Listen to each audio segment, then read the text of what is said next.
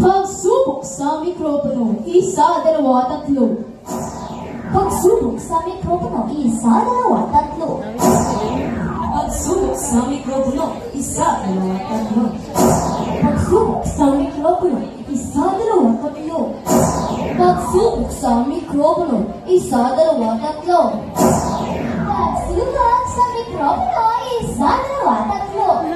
Pagsubok sa mikropono, 1, 2, 3.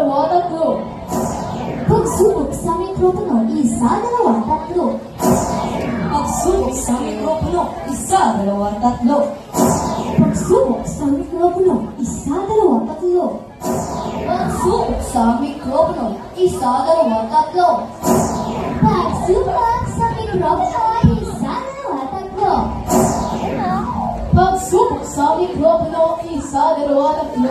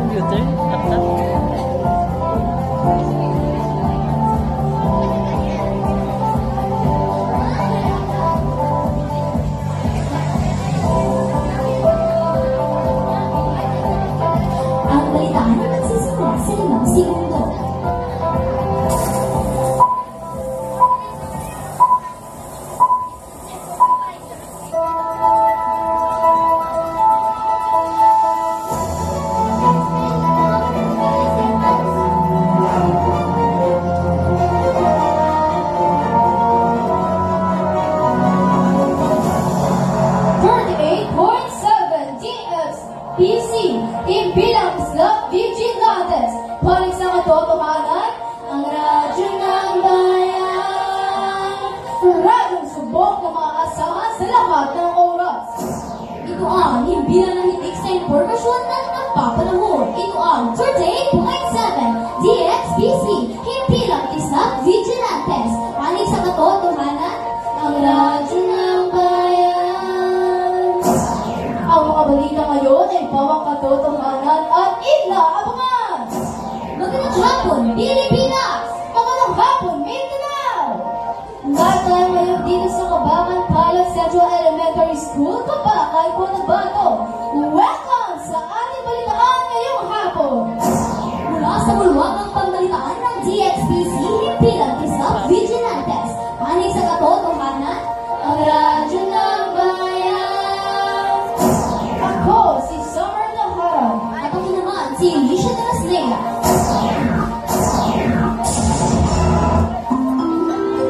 Ang oras natin ay 5:00 ng hapon.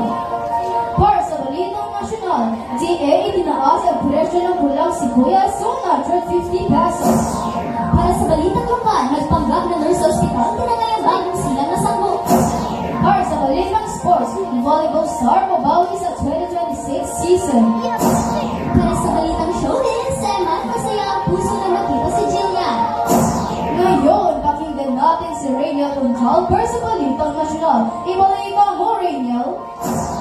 Ayon kay Agriculture Secretary Francisco Chulavel, naging 150 pesos ang kada kilo ng pulang sibuyas simula sa December 11. Dahil sa tumaas ng export prices mula sa major supplier tulad ng China at Holland. Nanatili din naman ang presyo ng yellow onions.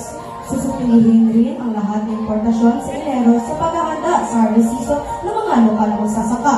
Mula sa Slug Vigilantes, Rainiel Puntal. Salamat, Rainiel. Magbabalik ang radyo ng bayan ang Slug Vigilantes pagkatapos ng paalalang ito. Hoy, Bihar! Paano mo magamit ng vape? Di ba bawal yan? Alam mo, maaari itong makasira sa iyong prangma at nagkakaroon rin ang sakit ng mga tao na nangangalanghap ng puso nito. Ay, ganun ba? Ititigil ko na lang ang paggamit ng vape. Ang mga paalalang ito ay ang tinsinyo ng DOH at bilang ito. Nagbabalik ang 38.7 DXPC, Radyo ng Bayan ang Club Vigilantes. Pakinggan natin si Angela Argudo para sa balitang lokal. Ibalita mo, Angela! Itong November 26, 2025 sa Coronadal, isang bago silang nasanggol ay kinuha ng isang nagpapagat na nurse sa loob ng isang ospital.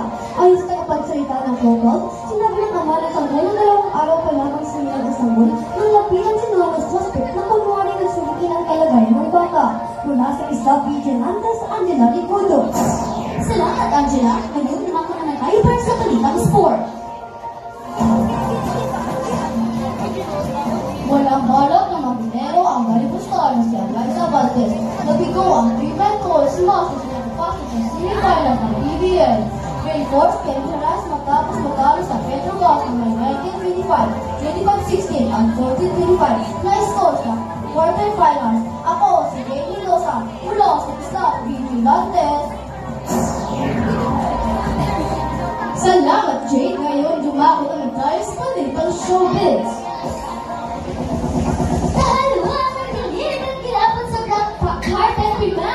PMJS gabi na nag-iintay sa pagkikita ni na Eman Aprawa Billboard sa sinuhan.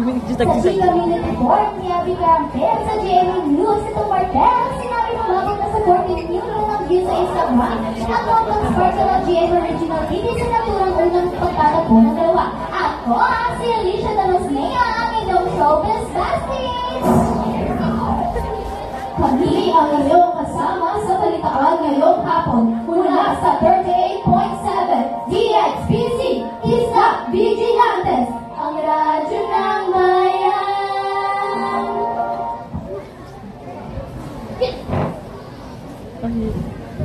No, 4 minutes.